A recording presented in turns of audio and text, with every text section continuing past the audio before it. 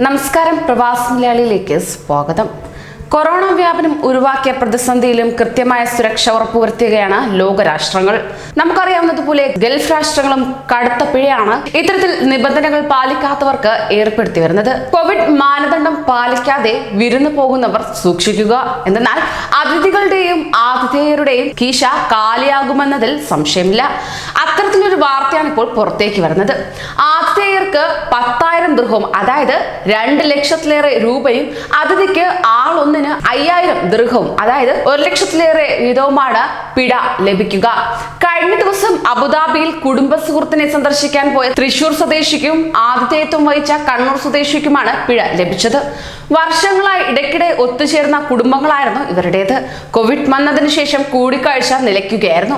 മാസങ്ങളായി ഫോണിലൂടെ വിശേഷങ്ങൾ പങ്കുവച്ചു മടുത്ത കുടുംബാംഗങ്ങൾ കഴിഞ്ഞ ദിവസം ഒത്തുചേരുകയായിരുന്നു ചെയ്തത്. മാസങ്ങൾക്ക് ശേഷം കണ്ട സന്തോഷത്തിൽ നാട്ടുവർത്തമാനങ്ങളും മറ്റും പറഞ്ഞ സമയം പോയതും ഇവർ അറിഞ്ഞിരുന്നില്ല. അതിനിടെ കോളിംഗ് ബെൽ ശബ്ദിച്ചു. തുറന്നു നോക്കിയപ്പോൾ സൗജന്യ കോവിഡ് പരിശോധനയ്ക്കായി എത്തിയ ആരോഗ്യ പ്രവർത്തകരായിരുന്നു. സംഘത്തിൽ പോലീസ് ഉദ്യോഗസ്ഥരും ഉണ്ടായിരുന്നു. കുടുംബാംഗങ്ങളുടെയും സന്ദർശക വിസയിൽ നാട്ടിൽ നിന്നെത്തിയ മാതാപിതാക്കളുടെയും എല്ലാം ശ്രമം പരിശോധിച്ചു.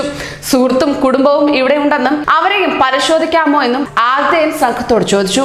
എതിർപ്പ് കൂടാതെ അവരുടെയും എമിറേറ്റ്സ് ഐഡി വാങ്ങി 5 അംഗ കുടുംബത്തിനെയും ശ്രമം ശേഖരിക്കുകയാണ് ചെയ്തത്. എല്ലാം കഴിഞ്ഞ് പോകാൻ നേരത്ത് 2 കുടുംബങ്ങൾക്കുമുള്ള പിഴ രേഖപ്പെടുത്തിയ രസീതും നൽകി. അറബിയിലായതിനാൽ കാര്യം അന്വേഷിച്ചപ്പോൾ അനധികൃത കൂടിച്ചേരലിനുള്ള പിഴയാണെന്ന് വിശദീകരിച്ചു. ഒട്ടും വൈകാതെ പിഴ വിവരം മൊബൈൽ സന്ദേശമായി എത്തുകയും ചെയ്തു. കൂട്ടം കൂടിയതിന് നൽകേണ്ടി വന്നത് ലക്ഷങ്ങളാണ്. അതിനാൽ തന്നെ കൂടുതൽ ജാഗ്രത പുലർത്തുക. നിയമലംഘനങ്ങൾക്ക് കടുത്ത പിഴയാണ് ഇപ്പോൾ ഈടാക്കി വരുന്നത്. കൂടുതൽ പ്രവാസി വാർത്തകൾക്കായി ഈ ചാനൽ സബ്സ്ക്രൈബ് ചെയ്യൂ.